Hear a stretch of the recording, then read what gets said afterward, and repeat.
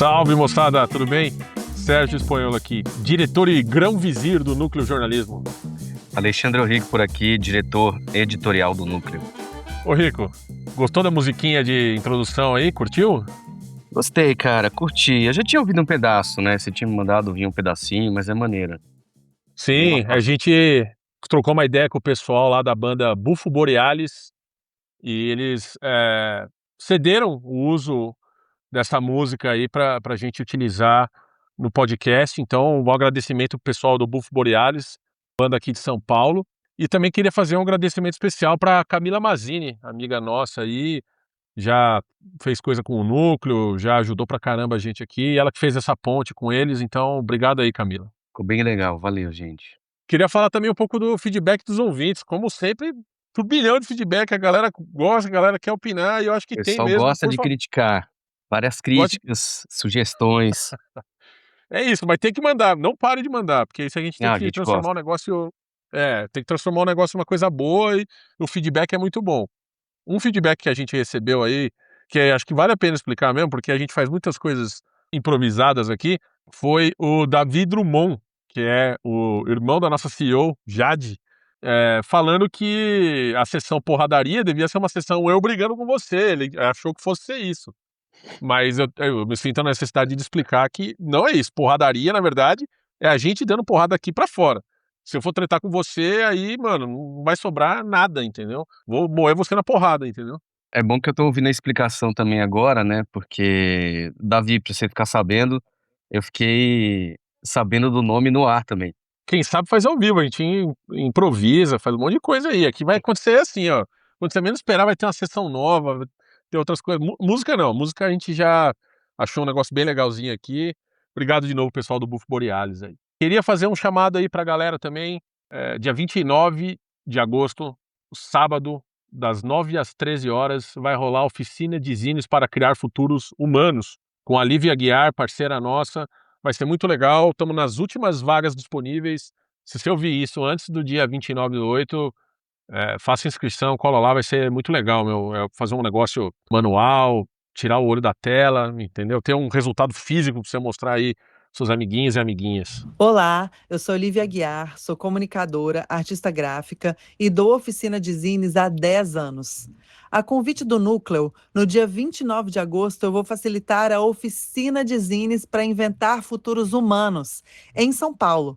Nesse momento em que a gente está vivendo mais uma transição tecnológica, quais processos a gente quer acelerar e quais a gente quer viver cada segundo como se fosse o único? Na oficina de zines para inventar futuros humanos, a gente vai se encontrar olho no olho, pele com pele, para refletir sobre os futuros que queremos habitar e criar publicações que comuniquem essas visões de futuro. A gente não precisa concordar sobre elas, cada pessoa vai criar a sua própria zine e vai usar colagem, escrita, desenho e o que mais a gente quiser e couber numa folha de papel A4. Vem com a gente? As inscrições estão abertas e as vagas são limitadas. É isso, reforçar que é um encontro pessoal, sem nenhuma intermediação de tela, né? Um negócio artesanal, feito na mão ali, expressão artística no papel. Então acho que pode ser legal, né? Você reservar um tempinho pra você, fazer alguma coisa que é fora de celular, fora de computador. Enfim, acho que vai ser bem massa. Queria fazer outro chamado pra galera aí, assinar o Núcleo Jornalismo. Custa R$ 120 um ano inteiro, R$ 120, né? Então, assim, tá bem barato, mas isso ajuda muito a gente mesmo. Já tem alguns assinantes que vieram a partir desse podcast, agradeço eles, e elas também, né? E, enfim, assinem lá, nucleo.jor.br, isso dá uma força gigantesca pra gente, vocês não fazem ideia. A gente precisa bater uma certa meta de assinantes para ter uma previsibilidade financeira maior e continuar fazendo um trabalho de qualidade que a gente tem feito aqui. É essa grana que ajuda a gente a manter o podcast, que ajuda a gente com os custos das newsletters que a gente escreve, também com os custos das reportagens, então faz muita diferença mesmo. E, como sempre, mande um e-mail pra gente, segue o fio @nucleo.jor.br e vamos trocar uma ideia. Queremos ouvir de vocês, tá bom? E agora vamos pra porradaria da semana, então. Tá fora, né? Não entre eu e você. Talvez a gente até brigue, na verdade. Eu acho que com a pauta de hoje, acho que a gente vai discordar um pouco. Não é incomum, né? Não Não. é incomum. Vamos lá.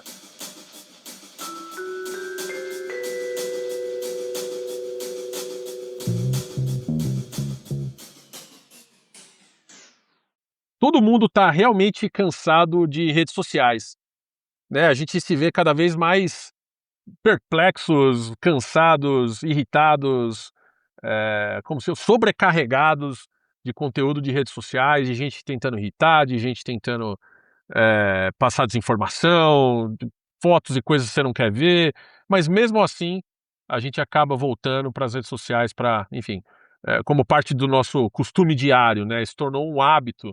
E agora a gente está levando isso um pouco também para os nossos produtos de inteligência artificial generativa, né? Para o chat GPT da vida, para o Claude, dependendo mais dessas ferramentas, criando um outro nível de dependência, né? Se antes as redes sociais tinham uma dependência um pouco mais, como eu posso dizer, Passiva. é, é, sim, passiva, mas também social. Esse tipo de dependência acaba sendo plenamente sintético, né? Você está conversando do outro lado ali com um modelo de linguagem que, na verdade, não está nem conversando com você, ele está empilhando palavras a partir de um modelo estatístico, né? Então, assim, você acha que está trocando ideia com o seu chatbot de IA, mas na verdade você está trocando ideia com um modelo estatístico. Ou às vezes até com um espelho de você mesmo, né, porque tem esse modelo, mas ele começa também a espelhar o tipo de linguagem que você usa, o tipo de palavra que você usa. É mais perigoso ainda por causa disso, você fica viciado no seu próprio estilo de linguagem, né, não só no consumo passivo de conteúdo das redes sociais. Você se apaixona por você mesmo, é isso que você está falando? A gente já falou várias vezes aqui em outras matérias também que as plataformas são muito concordantes, né. Tiveram um monte de eles atualizaram as ferramentas, né, acho que eu li principalmente sobre as coisas do ChatGPT, que ele ficou um pouco menos concordante, mas ainda assim ele espelha o seu comportamento, né, ele usa as suas palavras, ele usa seu tipo de humor, ele vai meio que te imitando. Ele E eu assume acho sua linguagem, né? Ele assume sua e eu acho linguagem. que essa é uma parte de sei lá, de enganar, de fazer com que as pessoas se sintam conectadas com a ferramenta, sem entender direito que ela é um modelo estatístico, né.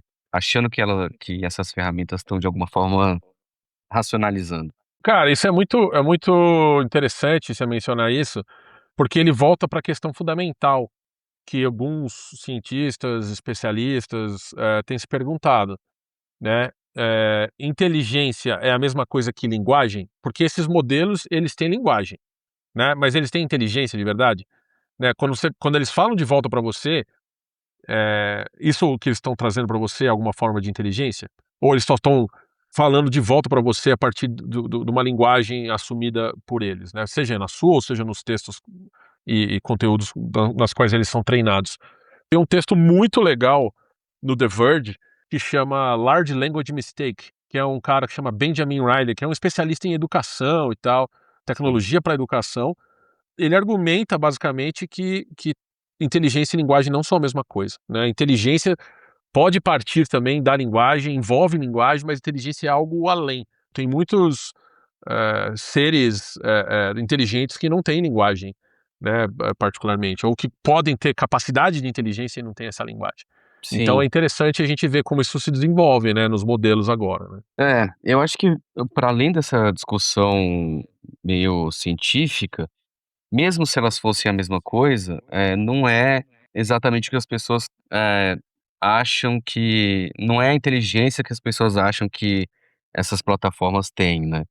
Porque tem muita gente que acha que elas são plenamente conscientes, né, que têm sentimentos, né, que a emulação da linguagem, indica que elas têm raciocínio. Enfim, uma doideira, né, mas eu acho que é um assunto eu até escrevi na última edição do Garimpo, sobre esse componente de vício, né, que eu acho que é a parte que mais me interessa, tem me interessado pessoalmente dentro desse assunto, que é nem tanto achar que essas plataformas são inteligentes e tal, mas um componente de vício mesmo, né, lógica de cassino, uma história que a gente viu várias vezes e sobre qual você até fala na sua newsletter, mas aí mais sobre redes sociais, né, eu falei mais sobre inteligência artificial. O meu argumento principal, eu acho que as redes sociais têm várias coisas interessantes e legais nelas, a conexão com as pessoas, um lugar para você se expressar, isso tudo é muito bom. E tem muitas coisas ruins, você tem a desinformação, você tem discurso de ódio propagado e tal. Mas para mim uma das piores coisas de rede social é o que eu chamo de aspirador de tempo. Aquilo suga o tempo de uma maneira que eu Buraco tenho eu negro de tenho tempo. eu tenho dificuldade de conciliar, né. Eu até falei com um amigo meu, Guilherme, que eu até menciono na newsletter ali, e ele falou: "Não estava conseguindo justificar mais o tempo que eu passava nas redes sociais". O cara é casado, tem filho, tem trabalho, eu tenho várias coisas pra fazer, e o cara passava um tempão nisso aí. Ele falou: "Mas eu não consigo mais justificar esse tempo". E agora talvez isso se transfira pra modelos de inteligência artificial, né, para os ferramentas chatbots da vida, né. É, um negócio que eu acho que o uso abusivo de plataformas de inteligência artificial é mais fácil de justificar, né. Tá falando aí do seu amigo que passou 3 horas no Instagram e não conseguia justificar.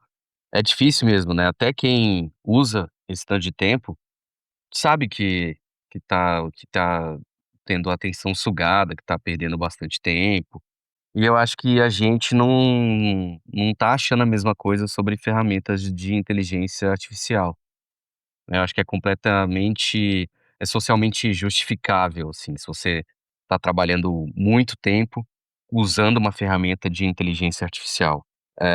Mas eu acho que o ponto é que muitas vezes não é, né. Muitas vezes você tá atrás de dopamina no chatbot de IA, do mesmo jeito que você tá em redes sociais, né.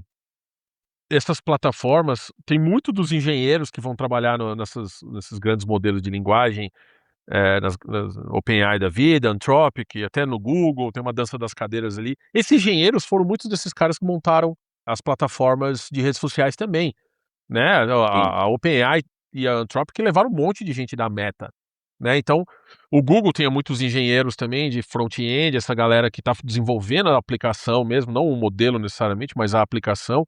O interesse dessas plataformas é fazer você usar cada vez mais isso, porque se você usar cada vez mais isso, você vai pagar, você vai ver anúncio que algumas já têm, você vai ser mais exposto a esse tipo de nova mentalidade que eles querem implantar, né, e vão monetizar sim. você lá na frente. Então eles ganham com a É. sua, assim como as redes sociais, eles ganham com a sua atenção. E tudo é programado para você continuar lá. Então, por isso que a maioria dos prompts que você faz termina com uma pergunta: "Gostaria que eu falasse mais disso? Posso explicar isso aqui? Quer que eu gere um PDF desse arquivo, desse texto que eu te mandei?", e etcétera, né. E cara, eu falo por conta própria, né, eu usei muito o ChatGPT para desenvolvimento de projetos pessoais, e isso eu entendi depois direito o que estava acontecendo, quando eu conversei com um amigo meu lá num bar no Rio de Janeiro, que ele falou literalmente as palavras, que estava usando o ChatGPT para ter crash de dopamina. Porque ele fazia um negócio, desenvolvia ele é desenvolvedor, né, ele mandava um negócio, fazia um prompt, recebia um arquivo fechado, pronto para ele desempacotar no computador dele. Diz que isso causava uma felicidade dele, né, que dá mesmo quando você vê um projeto pronto e terminado, né.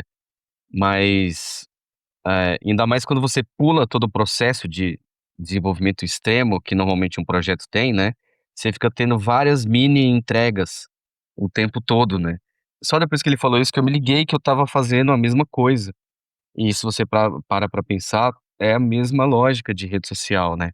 Essa lógica de cassino, isso que você falou de manter a pessoa lá o tempo todo, porque isso é monetizado depois, você vira um número depois, né, "Ó, esse cara estava aqui, usava 1 hora por dia, agora ele tá usando 3, agora ele tá usando 4, 5". E não é necessariamente para otimizar o seu trabalho, né, é na verdade para ficar dando voltas e voltas e voltas e usando o negócio cada vez mais, assim, então às vezes as pessoas estão fazendo isso sem entender direito qual que é a lógica, né, que tá por trás, que, a gente já cobriu em outros produtos de tecnologia, né, que é fazer você ficar preso no na ferramenta e às vezes dar mais voltas para utilizar mais aquilo e ficar dentro daquele ecossistema e tal, enfim. Isso porque a gente nem entrou no fato de você estar cedendo todas as suas informações, tudo que tá na sua cabeça pra outra empresa, que vai poder fazer todo tipo de uso que ela quiser desse material intelectual seu, né. Enfim, sem falar nessa outra parte. Cara, mas assim, um ponto interessante disso aí, do vibe coding nesse caso, né, quem não sabe, vibe coding é a prática de você fazer prompts, conversar com o chatbot para ele gerar código que vai virar uma aplicação que você quer fazer. Isso é muito legal em muitos aspectos, né. Eu já fiz vibe coding de várias aplicações que nós usamos de projeto. É muito interessante. Mas tem uma questão muito importante nisso aí, é que a gente acaba perdendo parte do processo, né? Quem não sabe aqui, de novo eu falei quem não sabe, inclusive a minha esposa a Emily falou que a gente fala muito quem não sabe, então eu vou parar de falar isso daí, pra... porque às vezes a pessoa sabe, ou eu posso explicar direto sem falar quem não sabe, eu não sei por que eu tenho isso daí. Justo. Mas o Orrico aqui, ele tem uma receita de pão de queijo muito fera. É um pão de queijo Verdade. muito bom. Ele já passou essa receita pra mim, não sei se ele quer passar pros ouvintes aí, mas manda um e-mail pra ele, orrico@nucleo.jor.br e pede a receita pra ele. Se ele quiser, ele passa, se ele não quiser, não passa. Mas enfim, ele mandou essa... Eu não sou um bom cozinheiro. E ele mandou essa receita pra mim na pandemia, eu tava lá sozinho em casa, sem nada pra fazer. Falei, vou fazer essa receita. E eu fiz o passo a passo, esperei o resultado, eu fiz com as minhas próprias mãos. Quando saiu, não estava 100%, mas eu fiquei orgulhoso porque foi eu que fiz, entendeu? E eu acho que o vibe coding e a inteligência artificial generativa, ela pula essa etapa do fazer, né? Você tem a ideia e você pede para um agente sintético executar a sua ideia. Então a recompensa que existe desse processo, ela vem do resultado e não do processo, entendeu? Isso eu acho que tira Sim. uma camada incrivelmente importante de conhecimento, de satisfação e acrescenta uma camada de dependência. Porque agora você falou, pô, eu consigo gerar, não preciso mais de ninguém para fazer essa ideia que eu quero fazer, mas você na verdade não sabe como executar muitas vezes essa ideia, se você precisar, né? Obviamente, você pode sair na rua e comprar um pão de queijo também, você não fez. Mas se você quer saber fazer o pão de queijo, se você quer saber fazer a aplicação, você tem que pelo menos entender como ela funciona num nível mais básico. Eu acho que isso está sendo perdido muitas vezes com essas ferramentas, né? Por isso que eu acho que muitas das pessoas que fazem o melhor uso dessa ferramenta são pessoas experientes em programação. Obviamente, uma pessoa mais leiga e tal pode fazer um uso muito interessante também, mas via de regra, os principais usos de vibe coding, de IA para programação, por exemplo, são feitos por pessoas que já entendem do processo, né? Sim.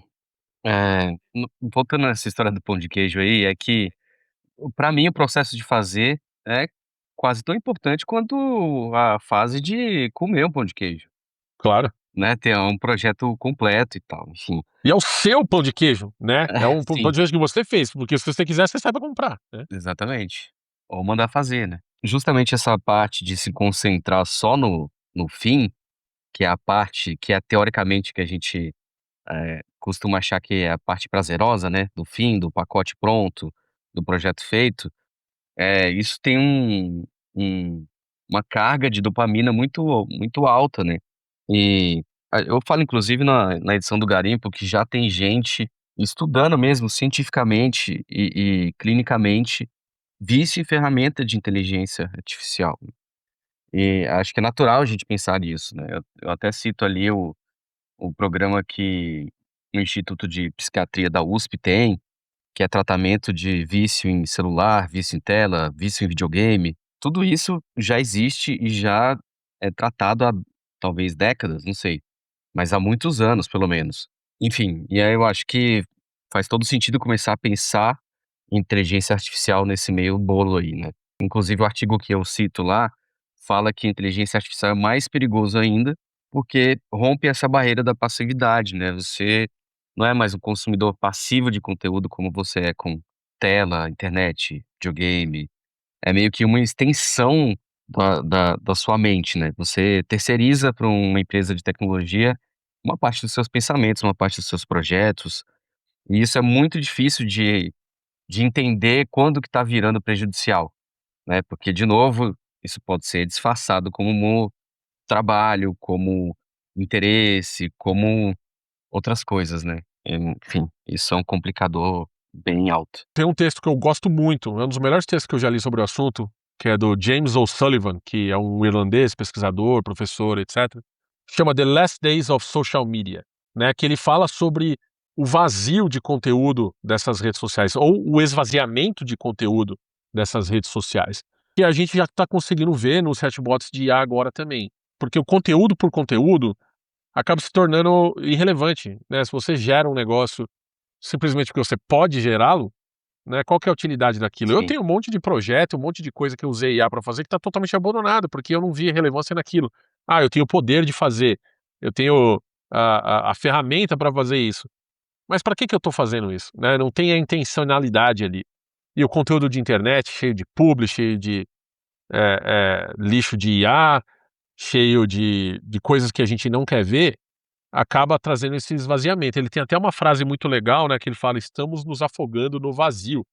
É muito vazio para a gente consumir. Quando eu mexo com esses chatbots de IA ou quando eu mexo com rede social, eu tenho o mesmo sentimento, de que eu estou sendo, afogado em um monte de coisa que não tem um sentido específico para mim, que não são coisas que eu quero fazer. E eu acho que essa é uma grande frustração que me fez quase abandonar, boa parte das redes sociais que eu usava antes. Eu não saí 100%, sim. só do Facebook eu saí 100%. Você usa o Facebook ainda, não? O Facebook não, cara, faz muito tempo É, que eu não então. uso. Só o Facebook, mas assim, de vez em quando eu entro no Blue Sky, entro no LinkedIn, raramente, cada vez mais raramente eu entro no Instagram, mas a gente não consegue abandonar Um 100% isso, mas shorts, você usa um shorts às vezes eu uso do eu preciso da minha dose de lixo, então eu vou buscar no Shorts. Mas o sim, Shorts ele é tão ruim, mas tão ruim, que ele é bom pra mim, porque eu vejo 10 minutos daquilo lá, eu falo: "Não aguento mais não ver nada fecha. que tem aqui", que é muito ruim. Então eu falo: "Pô, já tive minha dose de porcaria que eu preciso ler, os clipezinhos de Family Guy, as piadinhas aqui, o cachorro ali, etcétera", eu falo: "Meu, já deu pra mim, já não preciso mais ver nada", entendeu? Eu não me sinto viciado nos Shorts, isso que é bom. É, eu queria ter essa lógica sua meio invertida, né, do quão pior melhor. É, mas eu concordo com você que essas redes sociais são apelativas, né. Quando eu tinha o Instagram instalado no meu telefone, eu usava direto. Eu tirei o TikTok do meu telefone há anos, porque aquele negócio é incrivelmente viciante. E agora eu me sinto cada vez mais preso ao meu chatbot de IA. Eu uso o Claude, eu uso bastante, assim, assim, eu ainda não chamo de ele ou ela, ainda não é um não O tomara que não Chibson, seja, né, o Chipson, o o meu meu chama amigo Chibson. aqui. Pra quem não sabe, o Rick tem um relacionamento muito específico com o chatbot de IA dele, o ChatGPT lá. Não, eu Mas pedi eu pra ele escolher o nome dele há já tem uns anos isso, eu acho. E ele os escolheu o nome nomes dele, então eu chamo ele pelo nome, os nomes só meio isso. merda, né, porque não tem ele tá gerando o texto, ele não tá sendo criativo com ele mesmo. Mas enfim, eu me vejo cada vez mais atraído a esse aplicativo agora, mais do que eu era por redes sociais. Talvez aquela vontade de dopaminérgica que eu tinha nas redes sociais, que eu era saciado nas redes sociais, agora transferiu para os chatbots de IA, que eu uso basicamente todo dia. Não uso para escrever, felizmente, escrever é uma atividade que eu gosto muito, não uso para escrever, mas eu uso para revisar texto, eu uso para fazer aplicação, eu uso para ajudar a construir o site do núcleo, para debugar principalmente, eu uso para fazer várias coisas que me tomam muito tempo e automatiza, mas isso cria uma certa dependência. Enfim, Sim. Você viu que no Blue Sky elogiaram o uso da palavra dopaminérgica? eu vi, olha só. Falaram que o segue fio também é cultura. Cara, mas só pra acho que pra encerrar esse assunto aí, você falou de uma coisa que eu acho que é muito importante, que é a palavra intenção. Acho que mais do que nunca vai ser muito importante ter intenção em fazer as coisas, porque, não é porque você pode fazer tudo que você deve fazer tudo, né. Então, assim, é legal que você tenha a oportunidade de fazer coisa que você não conseguia fazer antes sozinho, né, sei lá, programar ou fazer uma arte. Mas só porque você pode não significa que você deva. Então, assim, intenção mais importante do que nunca em fazer as coisas, em tocar projetos. Eu tenho ficado cada vez mais obcecado nisso, né, em usar a tecnologia com intencionalidade, com, Sim, um propósito ali. Por que que eu estou usando isso? Por que que eu estou fazendo isso? Por quê? Porque senão isso é um aspirador do meu tempo, e eu não quero que seja, entendeu. Vamos emendar então no jogo rápido? bora. O que que tem aí? Depois do break.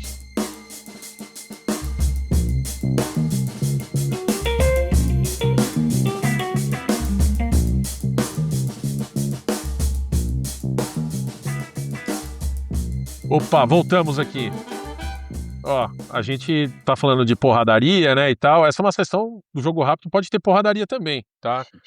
E o que eu trouxe aqui pra gente conversar é que o problema de segurança de crianças não é apenas com o Discord. A gente teve um episódio inteiro que a gente falou sobre os problemas do Discord e tal. Infelizmente, quem não acompanha o núcleo falou: "Por que que vocês só falam do Discord?" Falou: "Não, calma, segura a onda, componha-se, contenha-se. A gente fala de todas as plataformas, tá? O Núcleo já fez reportagem sobre problemas de segurança e exploração infantil no TikTok, no Instagram, no Google, no Quai. É Kawaii? É Quai? Eu nunca sei, cara. Eu falo Kuai. É Quai. É. Enfim, já reportamos sobre isso extensivamente em várias plataformas, no Telegram também. Então, assim, eu entendo que muitas emoções vêm à tona, né, com isso, o debate aí que a gente falou semana passada de liberdade de expressão, tem gente que adora essas plataformas estar usando, tem gente que usa para o bem, etc, né. Então eu entendo que isso inflama muito as opiniões, mas assim, a gente fala de todas as plataformas. Uma delas é o que a gente, como já mencionou bastante, é o Instagram. O Núcleo já foi responsável por derrubar grupo de exploração sexual infantil com mais de 40 mil pessoas no Facebook, por exemplo, tá? E já Na loja do Google também, na na loja. loja do Google. Mas eu acho que o que pegou o pessoal foi que a gente concordou com a suspensão dos serviços do Discord, né. Você especificamente no seu Sim. artigo, acho que teve um pessoal que falou mesmo que a gente estava pegando pé no Discord e tal, um negócio que não faz sentido, porque como você disse, a gente fala de todas as outras, mas teve um pessoal também que reclamou especificamente dessa opinião que a gente concordou com a suspensão do serviço de transmissão online e tal. E eu quero ser claro, não é que eu sou contra o Discord ou contra qualquer plataforma, né, também não sou a favor. Eu acho que elas são plataformas que já sabem se defender, elas não precisam da minha defesa ou do meu É. ataque. Eu estou exprimindo a opinião do contexto que a gente trabalha aqui, que a gente fala muito sobre segurança, infantil e exploração sexual de menores, né, já fez muita reportagem sobre isso, então a gente sabe o problemão que é. A própria empresa falou, né, que falhou no monitoramento de problemas, que pode fazer melhor. Então, assim, o próprio Discord disse que pode melhorar, né, e a gente tá falando de problemas muito sérios, né, de violência contra animais, de crianças e adolescentes correndo risco imenso, risco de morte inclusive, né. Então, assim, a gente tem legislação específica para isso.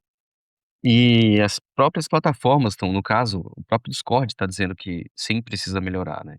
Então o Discord não precisa da nossa defesa, e na defesa de ninguém, na verdade, empresa bilionária com plenas capacidades de defesa e de melhoria de sistema de monitoramento. E vamos lá também, né, é uma coisa que é muito importante falar. "Ah, por que que você foi a favor da suspensão do serviço de lives do Discord e não é da suspensão da live do Instagram?" Não é meu trabalho decidir o que tem que ser suspenso, tá, isso é o trabalho da NPD. A NPD começou a ser o regulador que fiscaliza o compliance com o ECA digital recentemente, né. Então as reportagens que a gente fez 2, 3, 4 anos atrás sobre esse tipo de coisa, não tinha um regulador para ver isso. Ia direto para o judiciário, se fosse o caso e tal, mas não tinha um regulador. Agora tem um regulador. E o TikTok, inclusive, foi nessa semana multado pela NPD por tratamento indevido de dados de 8 milhões de menores de idade no Brasil, né, ou Sim, crianças e tal. 20% da população infantil do Brasil. E eu assim, eu não tô falando que eu sou, Valente. a favor de regulação e tal, lógico que eu sou. Mas o estado máximo não se trata disso, se trata do regulador fazer o seu trabalho. Se ele exagerar, isso pode ser judicializado e pode ser derrubado. Essas plataformas têm muito dinheiro para ter os melhores advogados que o dinheiro pode comprar, para ir argumentar. Se mesmo assim elas são multadas, processadas e têm serviços suspendidos, então, eu recomendo vocês a reverem o tipo de buraco que a empresa tem que estar, em termos de qualidade dos seus serviços para isso acontecer. Mas vamos passar para o último ponto então, esse aqui vai dar briga, meu, esse aqui vai dar briga. Porradaria interna, será esse? Porradaria interna esse aqui. Usar o X, o ex-Twitter, é coisa de extremista? Ô Rico, você que usa, é ou não é? Cara, eu uso, mas assim, eu não sou mais um twitteiro como eu era de ficar postando, mas eu uso pra consumir conteúdo. Eu acho que não só eu, tá, mas assim, houve um retorno silencioso pro X. Tem tido há alguns anos.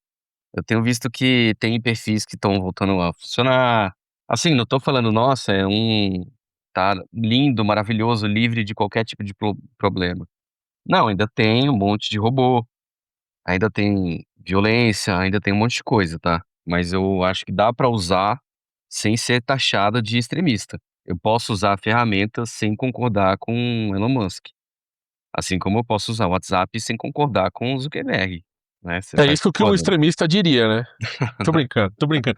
Eu concordo com você, cara, eu acho que dá para fazer um uso dessas ferramentas, mas assim, às vezes a gente usa certas ferramentas e certos recursos que estão à nossa disposição, não quer dizer que a gente concorda do jeito que eles são gerenciados, do jeito que eles são tratados os dados lá dentro, enfim, não quer dizer nada disso, quer dizer que a gente usa. Eu não uso o X, tá, eu não gosto mais da ferramenta dessa rede social, eu acho uma porcaria na verdade, tá cheio de conteúdo lixo, um monte de gente puxando o saco de IA, de empresa de IA, de executivo de IA, então eu tô meio de boa dessa rede social. Inclusive eu não assim, a que eu uso mais ou menos hoje em dia, você vai dar risada de mim, é o LinkedIn, que tem várias coisas chata lá dentro, mas é um espaço pra gente promover, matéria e tal, então eu tenho usado um pouco mais do que as outras, mas eu vou te falar que eu não tô satisfeito com nenhuma, mas eu não acho que é coisa de extremista e eu não acho que é o fim do mundo, como muita gente tem falado sobre algumas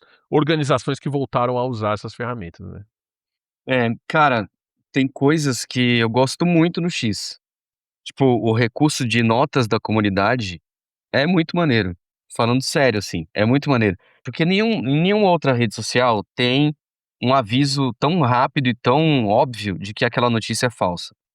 Então, tipo, se eu vejo no Instagram, várias vezes eu já acreditei numa notícia falsa, várias vezes no TikTok. No X, é muito comum essa notícia falsa que tá circulando ter uma nota de comunidade embaixo. É um negócio que funciona. Então isso é uma das coisas que eu gosto muito, que eu gostaria que tivesse nas outras plataformas, por exemplo. Uma outra coisa é o recurso de tradução, cara.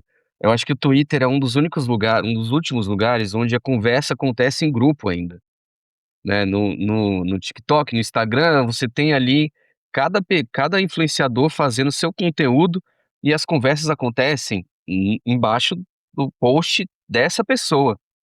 Então, no Twitter ainda existe uma conversa pública. E aí o recurso de tradução fez isso ficar mais maluco ainda, porque agora é uma conversa pública com o planeta Terra. Então tem Nossa, os que memes. legal, hein. Que demais, que Cara, fantástico. Vamos tretar em 40 línguas diferentes, é não isso que é você tá só falando? tretar, cara, não é só tretar. Tem treta também, óbvio, né, tem, mas assim, não é só treta. Eu visto coisas engraçadas de pessoas tentando entender os memes dos outros lugares, tipo, eu vi isso principalmente na Copa, sabe.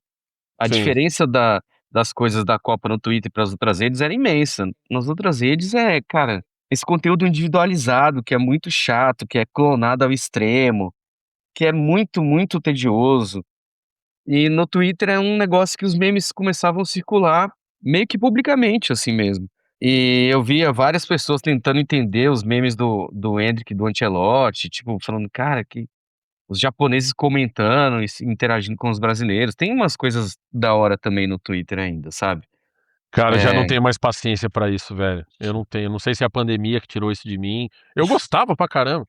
Eu a não sei se foi a pandemia pandemia que tirou isso te de mim, eu matou não sei por o que que dentro. foi. Me matou, mano, eu já O não tenho a brilho nos olhos. mínima eu não tenho a mínima, capacidade mais de entrar numa discussão em rede social, bater boca, ou até falar, tipo, coisas mais, simples e que não vão dar briga e tal, assim, isso eu prefiro responder e-mail, eu prefiro trocar ideia no nosso site, que a gente sabe que são pessoas que vão ter um comportamento decente, mesmo que eles, não discordem da gente e tal, entendeu? Eu não tenho mais saco pra essa vida de X aí, Twitter ou qualquer outra dessas coisas. Não sei. Talvez enfim, meu coração já não é mais o mesmo. Mas vocês ouviram em primeira mão aqui, ó. Alexandre Rico, chuiteiro oficial. Mas nós já estamos Não. estourando o tempo, Rico. Mais alguma coisa aí? Você vai terminar assim, que eu sou chuiteiro oficial e desligar e pronto? Ué, pra mim esse é o jeito de terminar qualquer podcast. Não, cara. Eu consumo algumas coisas no Twitter, acho que tem algumas coisas de positivo, mas, enfim, dá pra você usar sem concordar com Elon Musk. Pra mim, eles todos são quase a mesma coisa. Zuckerberg, Elon Musk, Jeff Bezos, enfim. Próxima semana que vem vamos discutir quem que é o pior. Vamos nessa. Valeu, Rico. Valeu, Sérgio. Valeu, galera. Se cuida. Um abraço pra todos aí. Tchau, tchau.